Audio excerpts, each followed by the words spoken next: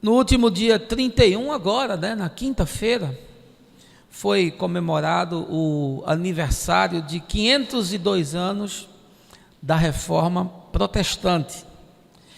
E, indiscutivelmente, a Reforma Protestante é um dos eventos mais importantes da humanidade e para o Ocidente é, por assim dizer, o ponto de mutação, para usar a expressão daquele físico Fritjof Capra, é a luz que se acendeu em séculos de escuridão produzida pelo catolicismo romano.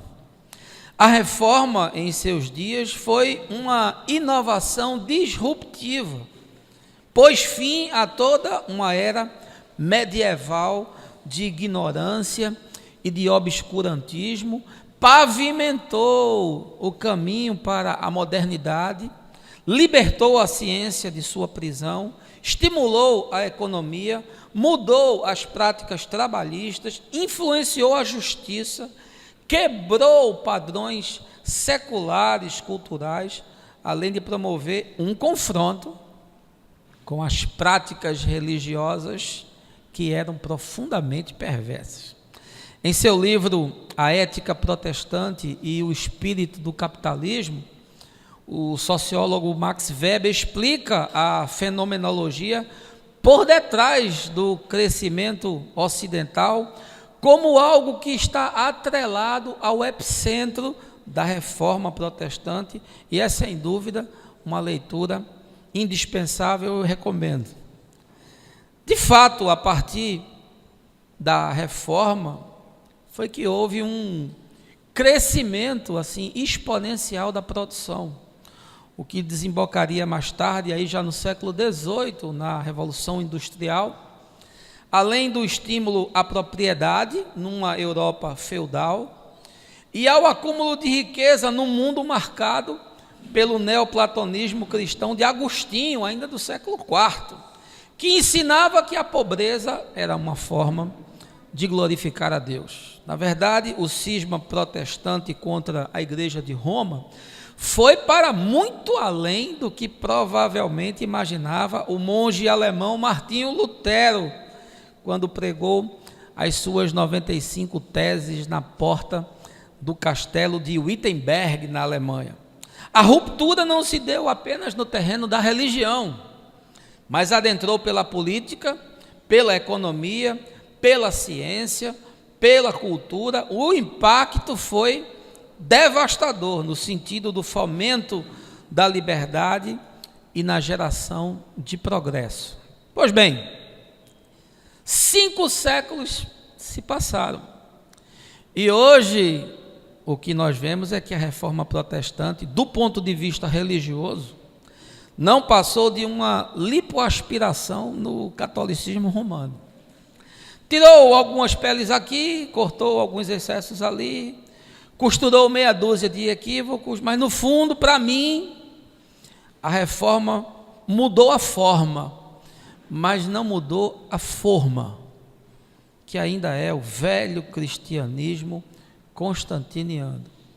O mundo cristão, que até o início do século X era apenas romano, no cisma de 1054 passou a ser ortodoxo, e em 1517 também passou a ser protestante. E aí, juntando os três no mesmo balaio, do meu ponto de vista, temos muito poucas diferenças. Permanece o espírito jactante, o triunfalismo beligerante, a retórica inquietante e as distorções extasiantes diante de tudo aquilo que Jesus viveu e ensinou. Nos dias de hoje, católicos divergem dos protestantes, ortodoxos dos católicos, protestantes dos ortodoxos, mas em comum eles têm uma coisa fundamental: todos acreditam que a salvação se dá apenas dentro das suas fronteiras. Só quem carrega a marca de um destes grupos tem a autorização para usar o nome de Deus e entrar no céu. Só quem segue as suas doutrinas verá o trono do Todo-Poderoso e sentará à mesa com Jesus. Só quem faz parte das suas reuniões, das suas convenções, dos seus sínodos e concílios é que verdadeiramente faz parte da igreja de Deus e será salvo no último dia. Bem, como eu creio exatamente no oposto de tudo isso, e como eu não sou nem cristão, nem católico, nem ortodoxo, nem protestante, nem evangélico, mas um ser marginal, um discípulo de Jesus de Nazaré, eu vou lhe dar essa manhã os meus argumentos para assim crer, e se você puder, você refute o meu ensino, mas eu não quero ir adiante sem antes lhe convidar. Nós fizemos a leitura do Evangelho de Mateus, escrito ali entre os anos 60 e 70 da era cristã, tinha como destinatário, segundo a crítica literária, a igreja de Antioquia, que era uma comunidade formada predominantemente por judeus. Mateus escreve em grego, como os demais, tem no Evangelho de Marcos a sua fonte primária, e ele é o único que faz essa ponte, essa ligação de Jesus com o Velho Testamento e com as profecias do Velho Testamento, de tal forma que ele produz significados que nem Marcos, nem Lucas e nem João eles nos trazem, e isso certamente em função do público para o qual ele estava escrevendo. Esse texto que a gente leu, como eu já falei, você conhece bem, né? Fala do nascimento de Jesus na cidade de Belém, da Judéia, na Palestina, ocupada e governada pelo Império Romano. E aí eu queria lhe convidar essa manhã para você vir comigo e a gente entrar no Palácio de Herodes, o segundo edifício mais importante daquela cidade. Ele só perdia, obviamente, para o templo, que quando você olha aquela maquete ali em Jerusalém da cidade antiga, você vê que o templo ocupava aproximadamente 25% da cidade, para você ter uma ideia de quão portentoso ele era. E aí vamos presenciar, né, essa conversa entre esses sábios, esses magos do Oriente, o rei de Israel e os sacerdotes e os escribas do templo. Mas antes da gente entrar nessa conversa, eu queria trazer para você a cenografia histórica, social, política, econômica e religiosa na qual esse texto está mergulhado, sem o qual eu acho que a gente perde muito do seu entendimento. Quando a gente estuda o Velho Testamento, a gente percebe que há muitos sinais que apontam para Jesus e para a vinda do Messias. À exceção de Isaías, que é um profeta notadamente messiânico, que fala claramente, mas você consegue perceber que há muitas outras falas proféticas e há muitos outros textos, mesmo no Pentateuco, que apontam para Jesus, como por exemplo, Abraão dizendo para o seu filho que Deus proverá para si o cordeiro. E aí quando João Batista encontra com Jesus, está com seus discípulos, ele diz: eis aí o cordeiro de Deus que tira o pecado do mundo. Portanto, a maioria dos profetas do Velho Testamento descreve esse Mashiach, ou seja, esse Messias, mas mostra que ele seria assim um líder triunfante, um chefe que conduziria o povo à liberdade e derrotaria os seus dominadores. E aí por que eles falam isso? Porque eles têm como referência dois grandes ícones de Israel. Primeiro, Moisés, como um grande libertador daquela opressão do Egito, e depois Davi, como um rei que tinha capacidade bélica, que foi o rei que tornou a nação reconhecida de forma mais expansionista, de rotas de comércio. A Escritura diz que Davi tomou posse de tudo que podia ser tomado. Pois bem, em 164 a.C., houve uma grande revolta em Israel, chamada a revolta dos Macabeus. E aí, essa revolta fundou uma dinastia chamada dos Asmoneus.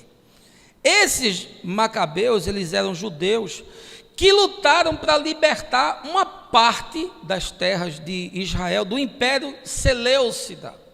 Esse Império Seleucida já era um fragmento do Império Grego de Alexandre o Grande, que tinha se espedaçado com a morte do monarca. Pois bem, esse reinado dos Asmoneus começou a enfraquecer, depois de certo tempo, com a interferência romana, que em 63, através do general Pompeu, dominou toda aquela região. E aí passaram-se alguns anos, no ano 37, por influência de Marco Antônio e Otaviano, eles tomaram o poder de Israel, colocaram Herodes como esse rei bufa, como esse fantoche, e entregaram todo o domínio daquela região ao Império Romano. Portanto, Jesus nasceu na Palestina, e quando ele nasceu, ela estava subjugada debaixo da botina, do poder, da força, da hegemonia e da cultura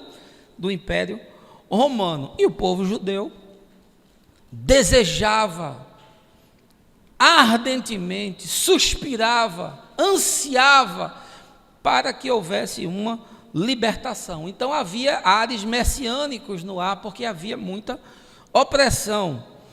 E também haviam alguns movimentos libertários, mas eram movimentos marginais, como os zelotes, como os sicários, mas não eram grupos suficientemente organizados para produzir uma sedição capaz de derrubar o império. Portanto, Israel estava debaixo dessa força opressora, pagando impostos pesados, na sua própria terra sendo explorado, sem ter a autonomia que havia tido séculos antes. E aí, o que é que acontece de fato? É que, não obstante o cenário ser pessimista, mas havia sim uma certa normalidade para aquelas pessoas que exerciam influência, para aquelas pessoas que detinham, de certa forma, o poder, para as famílias sacerdotais, para a aristocracia, para os membros do Sinédrio, que era assim a Câmara dos Deputados, de Israel, para o rei, que era esse rei fantoche, essa marionete, mas que desfrutava de toda uma corte, de toda uma série de privilégios, ou seja, para os ricos e os poderosos, ainda que não fosse aquilo o melhor, a máquina estava girando. E todo mundo estava feliz, porque a grana estava circulando, as benesses estavam sendo ofertadas, os privilégios haviam sido mantidos, e quem de fato sofria era o povo. E o povo é quem sempre sofre. Agora preste atenção, com a chegada do Messias, com o nascimento do rei dos judeus, conforme disseram os magos, todo aquele sistema corria o risco de entrar em colapso. Havia muitos interesses em jogo, e por isso a reação do rei, a reação dos sacerdotes, a reação dos doutores da lei e dos escribas e do povo, conforme o texto, é que eles ficaram perturbados, eles ficaram atônitos, eles ficaram estupefatos com aquela palavra. Portanto, a gente tem nesse texto uma questão importantíssima, inquietante e profundamente inconveniente. Nesta cena que nós lemos, cabe a seguinte questão: como é que o Messias pode ter vindo sem que ninguém soubesse? Como é que ele poderia ter nascido fora de Jerusalém, fora do palácio, distante do templo, sem ser reverenciado pelo sinédrio, sem ser ungido pelo sumo sacerdote, sem ser apresentado à elite de Israel para os devidos salamaleques e costumes. Por que que Deus escolheu ser marginal? Por que que Deus escolheu vir sem ser pelas vias normais que satisfizessem as expectativas dos homens? Por que que Deus quebrou o padrão? Por que que fez um caminho desconhecido? E por que resolveu ser do contra? A encarnação de Jesus, por si só, já é um fato absurdo e profundamente incompreensível. Deus se tornar homem, se esvaziar, conforme o texto de Filipenses, assumir a postura de um servo, no mundo de panteão greco-romano, onde aquelas divindades humanizadas eram todas servidas e reverenciadas. Deus decide viver de forma simples, desapegada. Ele se comove e chora com a dor humana. Ele evita todo o glamour da religião. Ele resiste à tentação do diabo que quer lhe oferecer os reinos e o poder da terra. Ele resiste àquela sedução do templo, daquela coisa grandiosa, portentosa. Ele resiste ser elevado como um rei político. Olha, isso é uma coisa impensável. A gente reflete pouco sobre isso. Mas a vida de Jesus também é um paradoxo. Quando você vai estudar, você percebe que ele deixou a imponência da Judéia para ir para o caminho do mar, para o que Isaías chama da Galileia dos gentios. Ou seja, ele deixou de lado o convívio com os rabinos, com os doutores da lei, para se associar a pescadores incultos. Ele abdicou das sinagogas para ensinar nas colinas dos descampados, cercado de enfermos, de miseráveis. Ele deixou de sacrificar no templo para se tornar ele próprio o sacrifício eterno que agrada a Deus. Deixa eu lhe falar uma coisa. É em Jesus que Deus nos mostra o quanto ele é marginal, o quanto ele é desviante, o quanto passou longe do estereótipo de uma carranca divinizada, um tótem humano, um ídolo morto, adormecido dentro de um santuário. Em Jesus, Deus é marginal.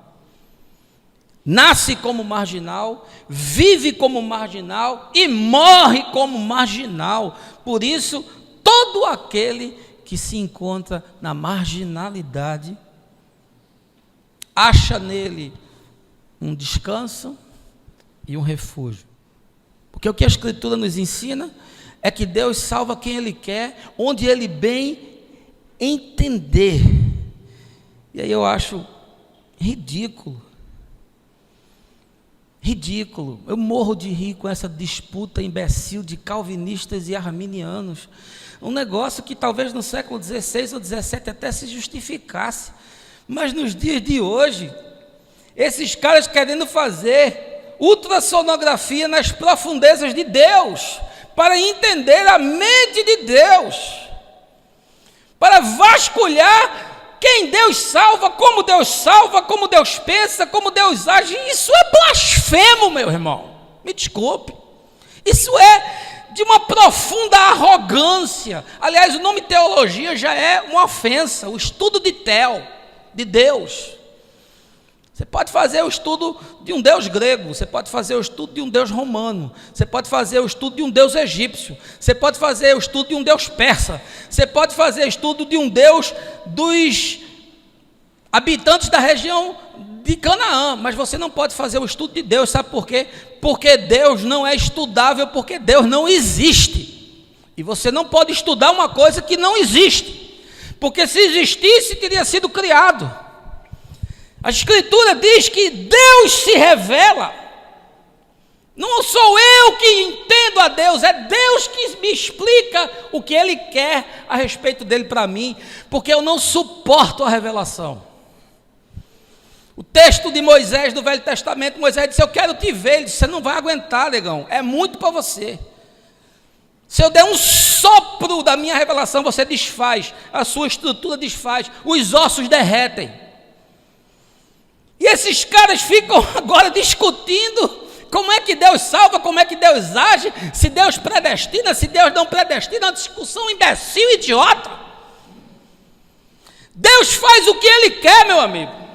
Se Ele quiser salvar um e não salvar o outro, é um problema dele. E se Ele quiser salvar todos, é um problema dele. E você não tem nada que se meter com isso. E esse texto deveria ser suficiente para você entender isso, porque os doutores e os teólogos de Jerusalém, que estavam presos ao letrismo, à cegueira que o código produz, não conseguiram ver nem enxergar coisa nenhuma. Foram os magos do Oriente, foram os hereges, foram os nascidos em outra casta que entenderam. Os países cristãos dominam, de fato, a geopolítica mundial. Eles detêm as riquezas, eles detêm a maior parte das patentes, eles detêm a maior parte das armas de destruição em massa, eles detêm predominantemente o domínio do mercado, a hegemonia científica, o controle das principais moedas, das principais bolsas de valores. Eles acham que a bênção de Deus está sobre eles e eles acham que Deus é capitalista. E que Deus os está abençoando nessa perspectiva calvinista, né? Da propriedade do acúmulo da riqueza que Weber falou. Eles acham que isso é sinônimo da bênção de Deus. Ah, que coisa cansativa. De um Jesus que disse: eu não tenho nem onde reclinar a cabeça, não tenho nem um banquinho para sentar. E a igreja ocidental se achando a dona do mundo, porque com tanto poder, como poderia Deus não estar entre eles? Por favor, leia o texto, entenda os significados.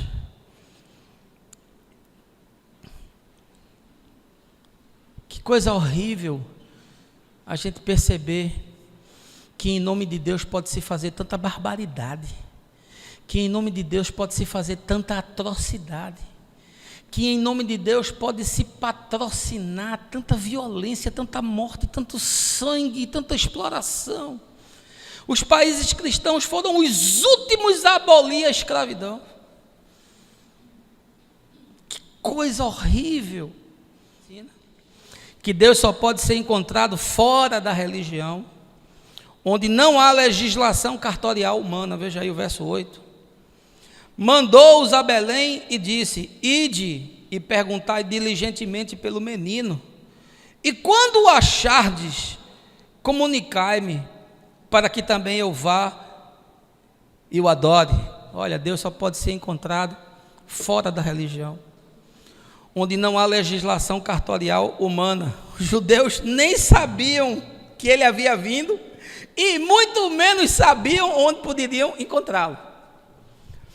Porque desgraçadamente Jesus frustrou as expectativas de todos, porque ele não nasceu em Jerusalém, ele não nasceu no templo, ele não foi ungido pelo sumo sacerdote, não fizeram uma processional, uma reunião, um evento para apresentá-lo à cidade. Uma procissão com o desfile do menino num carro. Deus é marginal.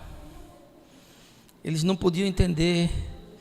E Deus só podia ser encontrado fora da religião. Aí Herodes disse: ó, vocês vão, então vão lá, quando vocês acharem, me digam onde é que ele está, porque eu também quero ir lá adorá-lo. Curioso, não é? Como a religião perdeu a presença de Deus.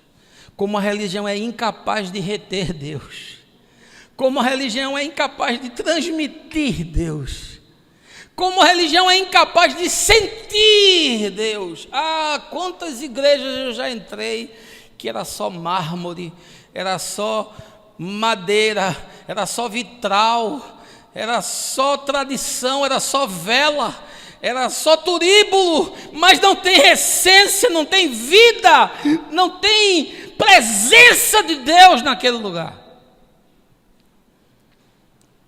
É oco, é morto, porque Deus não está preso à cartorialidade da religião dos homens, meus irmãos.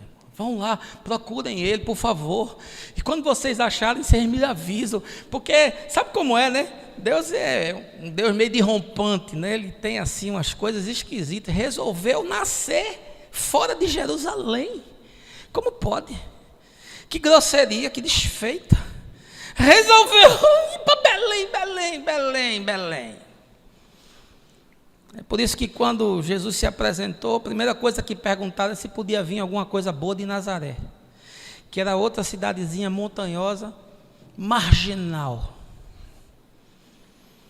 E aí, quem foi que foi atrás de Deus? Não foram os doutores da lei, não foram os escribas, não foram os saduceus, não foi o sumo sacerdote, nem o rei de Israel. Quem foi atrás de encontrar o Deus que encarnou foram os magos do Oriente. Esses são os que estavam em busca. Esses foram os que estavam à procura. Esses foram os que não se acomodaram. Esses foram os que não descansaram na plácida tradição dos pais. Esses foram aqueles que disseram: não, eu preciso, eu estou sentindo, eu estou vendo, alguma coisa aconteceu, eu não faço parte, eu não sou da família, eu não tenho tradição, não tenho pedigree, mas eu preciso e eu vou atrás. E os judeus arrogantes ficaram dizendo: olha, se vocês encontrarem, avisem, porque aqui a gente está mais perdido do que cachorro quando cai de caminhão de mudança. Deus resolveu encarnar fora do círculo religioso, fora do templo, longe dos ritos, dos sacrifícios, da liturgia, do louvor, da pregação, do ensino dos funcionários da religião de Israel, do poder político, religioso, do sinédrio, do sumo sacerdote. Imagina que desfeito. E é justamente por isso que João Batista sai desse epicentro religioso e vai para o deserto. Em vez de alugar um galpão, botar um telão, uma mega banda de louvor tocando, e João pregando, João foi para o deserto, aquela figura esotérica que era João Batista, pregando arrependimento, porque Deus não age e nem salva ninguém dentro da cartorialidade da religião. E Jesus saiu da Judéia, foi para a Galiléia, mesma coisa. Deixou aquele ambiente, deixou as sinagogas, deixou o templo e foi para a reunião dos miseráveis. Foi ao encontro dos perdidos, foi ao encontro dos famintos, porque Deus não se submete às nossas sacralizações, aos nossos monumentos pseudo-imantados. Ah, vamos para o templo. Que templo, meu irmão? Eis aqui o templo. Não existe outro mais. Em Jesus foi tudo desfeito. O templo para Deus é a minha consciência. Aqui está o templo onde eu cultuo a Deus. E na vida do meu irmão está a minha possibilidade de serviço ao Senhor. E tudo fora disso é blasfemo, conforme o que Jesus ensina. E os homens construindo catedrais e igreja fazendo ampliação de prédio e gastando dinheiro com pedra. Enquanto tem membro passando dificuldade, morrendo de fome, assistindo o culto. Deus não se rende às nossas devoções. Nem nesse templo de Gerezim, nem em Jerusalém acabou essa fuleiragem. Agora quem quiser adorar a Deus, que o faça em espírito e em verdade, porque Deus não é refém das nossas geografias sacralizadas. E eu creio profundamente que Deus não está na maioria das igrejas que se dizem cristãs. Desses mausoléus, desses museus, desses cemitérios que enterraram Deus. Bem disse Nietzsche: Deus está morto, vocês o mataram. Tanto católicos, quanto ortodoxos, quanto protestantes querem ser os donos da patente de Deus. Eles querem registrar Deus no INPI. Eles querem legislar em nome de Deus, dizendo quem entra, quem sai, quem fica. E aí Jesus já falou sobre isso para os fariseus do seu tempo, disse: vocês nem entram e nem deixam ninguém entrar. É a mesma coisa dos nossos dias. Eles nem entram e nem deixam ninguém entrar. Quem foi que deu a vocês a escritura de Deus? O registro de Deus. Em quinto lugar, o texto nos ensina que Deus é livre para usar meios não convencionais para se revelar a quem Ele deseja. Veja aí, verso 9. Após terem ouvido o rei, seguiram o seu caminho, e a estrela que tinham visto no oriente foi adiante deles, até que finalmente parou sobre o lugar onde estava o menino. Deus é livre para usar meios não convencionais para se revelar a quem Ele deseja. Os caras seguiram uma estrela. Eles não sabiam nada da Torá, eles não conheciam o Velho Testamento, eles não sabiam das tradições dos profetas, eles não tinham sobre si a bênção de Abraão, não eram herdeiros das promessas, não tinham o sangue dos hebreus. E agora como é que vai ser? Aí Deus disse: eu me revelo do jeito que eu quero, vou mostrar para vocês uma estrela. Porque pode o Senhor usar qualquer método que Ele queira, não convencional, porque Deus não se submete às 4 leis espirituais da sua igreja, nem ao seu catecismo, nem ao seu dogma, nem às suas teologias sistemáticas, nem aos seus doutores de seminário. Curioso, né? Porque eles não viram um anjo. Porque na tradição de Israel, o que é que o cara tinha que ter visto? Um anjo, uma teofania, né? Eles não ouviram uma profecia, eles não tiveram uma visão, não tiveram um sonho. Deus falou com eles dentro da sua própria cultura, usando o material disponível que eles tinham para trazer a revelação. E qual era a sua cultura? Era a cultura do céu, era a cultura do estudo da astrologia. Aquilo influenciava o clima, as estações, aquilo influenciava a colheita. Eles só sabiam analisar aquilo, meu amigo. E Deus falou com eles com o que eles tinham. Como Deus fala com qualquer um, com aquilo que o indivíduo tem, e não com aquilo que ele não tem. Ah, meu amigo, você acha que se alguém não usar as 5 solas da reforma protestante não vai entender? Sola fide, solo Christus, sola Escritura, sola Deo glória, e não estou nem lembrando das 5, qual é a outra aí? Se não usar as 5, você acha que não vai, aqui se não vai entender, não vai se revelar, ah, meu Deus, você acha que quem não usar o tulipe dos calvinistas está fora, não entendeu? Você acha que quem não usar o catecismo católico não entra? Quem não for crismado não entra. Ah, por favor, deixe de ser arrogante. Deus se revelou aos magos dos orientes pelas estrelas. Não usou os métodos convencionais, porque Ele fala com as pessoas do jeito que Ele quer. Ele entra na cultura que Ele quer. Ele faz o que bem entende. Isso independe de você, da sua igrejola e da sua marca e das suas crenças. Qual foi a Bíblia que Abraão leu? Você sabe? Não?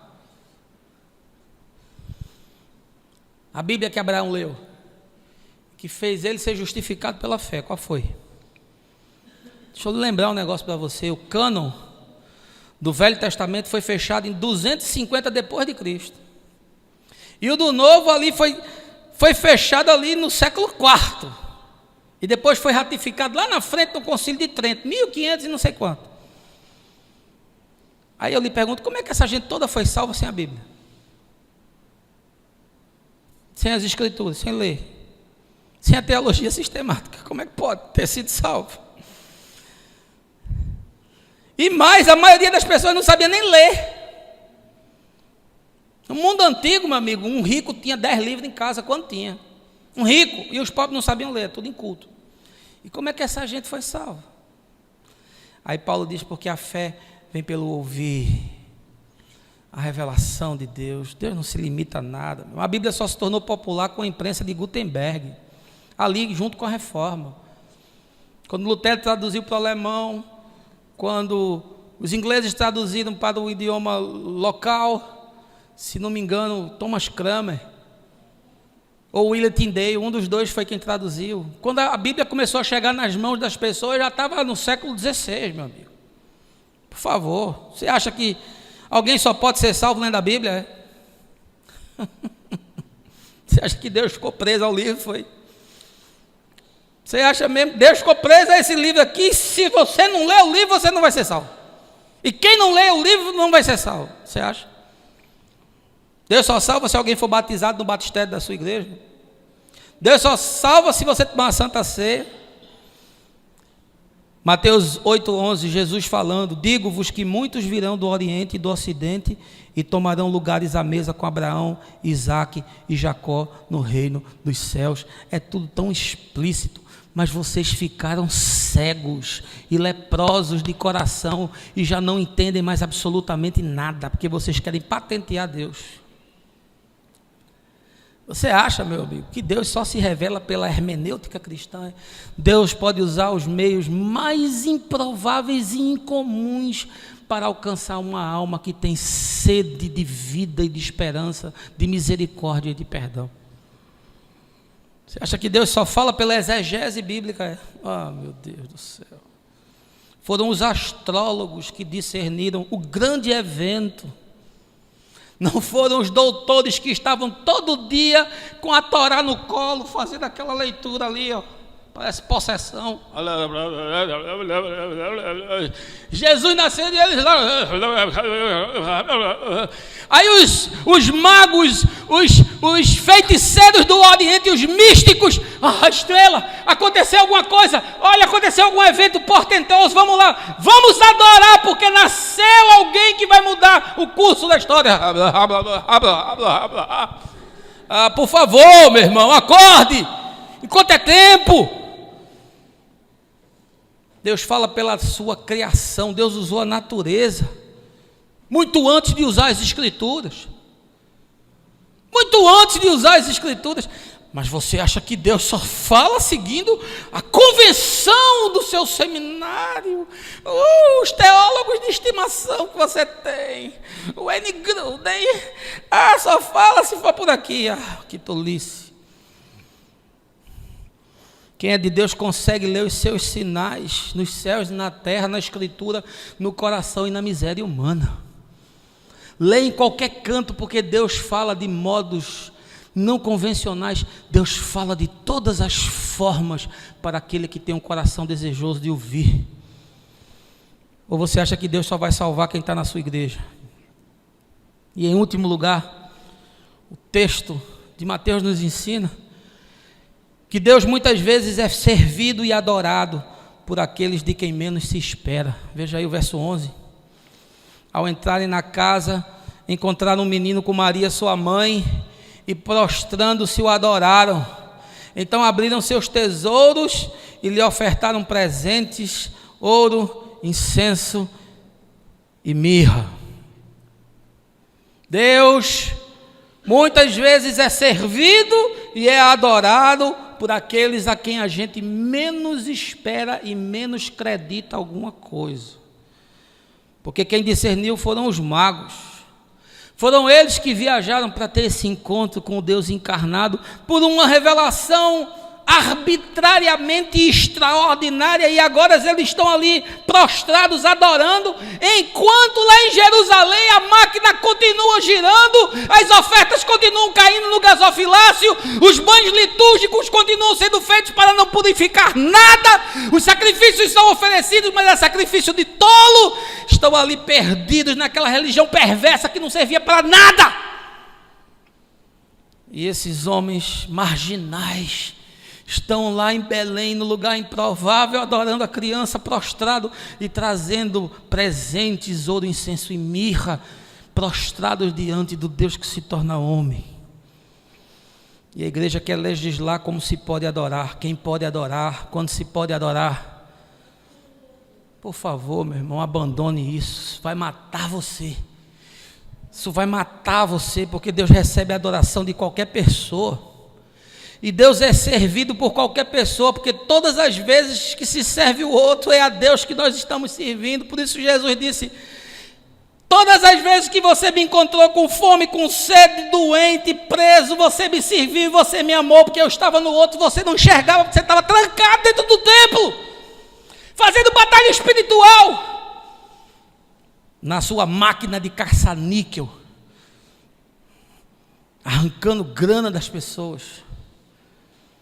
Não foram os sacerdotes que foram adorar, nem foram os funcionários do templo que foram adorar, nem mesmo os levitas, os adoradores, por princípio, por função, não foram eles. Não foi Caifás que foi adorar. Herodes disse: se vocês acharem, me falem. Mas foram esses magos anônimos, sem pedigree, sem genealogia, sem hereditariedade, sem tradição, sem nada. Foi desses que Deus recebeu o presente, a adoração, a reverência e o culto. Foi desses marginais. Foi desses que Deus se agradou de receber. Deixa eu lhe dizer um negócio. As pessoas que mais me impressionaram na minha vida não eram pessoas importantes. Não é gente que tem grana, que tem poder, que tem condição de fazer, que pode ajudar, que pode investir, que pode mudar. As pessoas que mais me impressionaram são as que menos tinham, são as que menos podiam, mas sempre são as que mais ofertam, sempre são as que mais se envolvem, sempre são as mais comprometidas. Essas são as que Jesus está buscando, porque o Pai procura por essas pessoas. Não foram os medalhões de Jerusalém que Deus quis receber naquela manhã, naquele dia, mas foram os magos do Oriente. Foram esses que se prostraram e que reverenciaram e trouxeram aos pés do Senhor a sua oferta, o ouro, o incenso e a mirra, porque Deus é marginal. Quem pode adorar? O fariseu entrou no templo, cheio de orgulho, cheio de vaidade, batendo no peito, falando das suas obras, e o publicano não ousou nem olhar para o santuário. Quem pode adorar? O gay pode adorar? O transexual pode adorar? O ladrão pode adorar? O adúltero pode adorar? Quem pode adorar? Quem que diz quem pode e quem não pode? Quem é que diz quem entra e quem não entra? O salmista diz: quem entrará, Senhor, no teu santuário? Quem? Quem é você, pastorzinho fuleiro, que diz quem entra e quem não entra? Bispozinho de meia tigela que pode dizer quem entra e quem não entra? Arrogantes, presunçosos. Deus é reverenciado e respeitado por aqueles de quem menos se espera. Aqueles que nós julgamos que são lixo, que são escória, que são escárnio, é desses que Ele recebe o louvor, a adoração e o serviço. Eu queria concluir, meus irmãos, dizendo que eu estive no último final de semana lá em São Paulo, na conferência Atos 4 da Igreja Cidade de Refúgio, das pastoras Lana Holder e Rosânia. Eu nunca tinha ouvido falar nessa gente. Aliás, a Lana é aqui de Recife, nunca tinha nem ouvido falar dela. Nunca tinha ouvido falar em Cidade de Refúgio, não sabia da polêmica toda que existia em torno disso. E quando me fizeram um convite, já disseram: olha, se o senhor não vier, a gente entende, porque a maioria dos pastores que a gente convida não vem aqui. Aí eu fui estudar para ver o que era, mas por acaso eu estou indo para onde? É para um templo satânico? Porque eu prego Jesus em qualquer lugar. Se eu me levar para a zona para pregar, eu prego. Se me levar para uma catedral para pregar, eu prego. Eu prego para qualquer pessoa, eu prego em qualquer espaço, mas pelo menos deixa eu ver onde é. E fui ver o que era. Aí a Cidade de Refúgio é uma igreja aberta a todas as pessoas, a qualquer tipo de pessoas, mas essencialmente eles têm atraído pessoas homoafetivas, marcadas, machucadas, esmagadas. E aí por conta disso ninguém quer ir, porque se for queima o filme, porque se for a elite sacerdotal evangélica se escandaliza, porque pisaram na terra dos samaritanos, entraram na aldeia dos leprosos. Aí eu fui.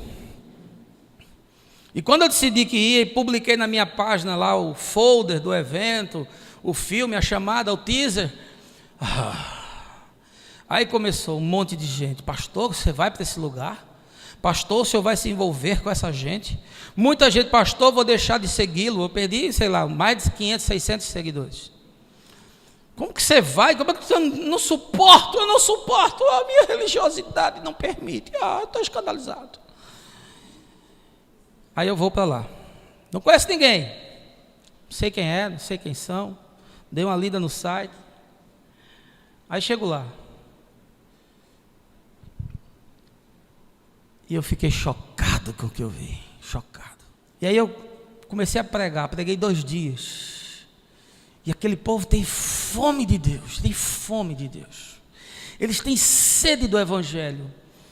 E eu vi ali uma gente profundamente quebrantada, comprometida, zelosa, com vontade, com garra. Os caras chegam de manhã cedo na igreja e saem de noite. Uma estrutura fantástica, mas não começou assim. Começou com 30 pessoas numa salinha. Aí hoje eles têm lá um cinema com mezanino, uma dezena de salas, um bistrô, onde eles ficam lá comendo depois do encontro, antes do encontro, com música ao vivo, com livraria. Tudo o que eu queria fazer aqui, ali naquela casa, e nunca consegui. Mas não foi isso que me impressionou. A estrutura é mega, luz, até gelo seco tem. Eu pensei que eu estava no tempo de Salomão, aquela fumaça. Eu falei, aleluia, eu vou ser arrebatado. Mas não foi isso que me impressionou. O que me impressionou foram as pessoas. E eu fiquei lá o domingo inteiro, porque eu não queria só pregar e ir embora. Eu queria me relacionar com as pessoas, eu queria sentar com as pessoas, eu queria ouvir as pessoas. Eu conversei ali com meia dúzia. E olha, não teve uma história que não fosse história de violência, de agressão, de rejeição familiar, de esmagamento psicológico, de destruição de alma, de rejeição social. Eles são tratados como escória, eles são tratados como hereges, são tratados como endemoniados. Eles são expurgados, eles são evitados. Mas, meu irmão, eu entrei naquele lugar. E a presença do Espírito de Deus ali. E aquelas pessoas me abraçando. E aquelas pessoas me amando, me servindo, cuidando de mim. E eu sou um cara detalhista, eu olho para os mínimos detalhes, eu percebo tudo que está nas entrelinhas. Eu vi a paixão, o zelo, o compromisso, a vontade. E aí eu me lembrei, o que diz a Escritura, que aquele que muito deve, muito ama. Que amor, que dedicação, que paixão. Olha, eu fiquei profundamente impactado. Eles acharam que eu fui lá para ministrar para eles. Mas eu é que fui ministrado. Eu é que fui renovado, eu é que fui alimentado de esperança. E eu vi e falei, é isso. Eu me lembrei do salmista, e os humildes ouvirão e se alegrarão. Falei, é isso, Senhor, é isso que eu quero, é com isso que eu sonho. É para isso que eu tenho gasto a minha vida, para ver essa experiência manifesta nas pessoas. Despreendidas, generosas. Ninguém constrói um negócio daquele sem muita grana. Mas você vê que há uma vontade, há um compromisso, há uma paixão por Jesus. Paixão por Jesus. Paixão, aquele sentimento de que era indigno e Deus o trouxe para a família. Ele diz, agora eu vou gastar tudo que eu tenho para servir a esse Deus, para alcançar outras pessoas. Deus é marginal, meu irmão. E eu me senti muito melhor lá do que na maioria das igrejas que eu já fui na minha vida. E me senti muito mais honrado lá do que fui honrado na maioria das igrejas que eu fui na minha vida. E se você quer saber, eu não era nem digno de estar ali. E eu não me sinto digno nem de lavar os pés das pessoas mais simples, porque eles são cheios de gozo, de paixão e de compromisso com o Reino. E eu fiquei muito impactado com um senhorzinho que tinha lá. Ele bota água para as pessoas que vão falar. Todo mundo que vai falar, ele vai lá, leva uma garrafinha de água. Mas ele faz aquilo, não é mecânico. Ele faz aquilo como se ele fosse o pregador da noite. Aquela é a tarefa dele, é botar aquela água. Aquela é a responsabilidade dele, ele faz aquilo com zelo. E eu vi aquele homem me servindo, e o Espírito Santo falou no meu coração: eis aí, o maior entre todos vocês é esse que está servindo a água. Aí quando foi no intervalo, eu chamei ele e disse: olha, muito obrigado por você me servir. A Bíblia diz que quem dá água ao profeta recebe o galardão de profeta, mas você entre nós é o maior. E eu me sinto honrado por poder ter sido servido por você. Deus é encontrado onde Ele menos é esperado. Deus se revela àqueles de quem menos se espera. Deus é servido em lugares onde jamais se imagina que Ele possa ser servido. E eu agradeço a Deus pelo privilégio que eu tive de estar com aqueles irmãos, de estar com as pastoras Lana e Rosânia, de ter sido convidado para aquele congresso.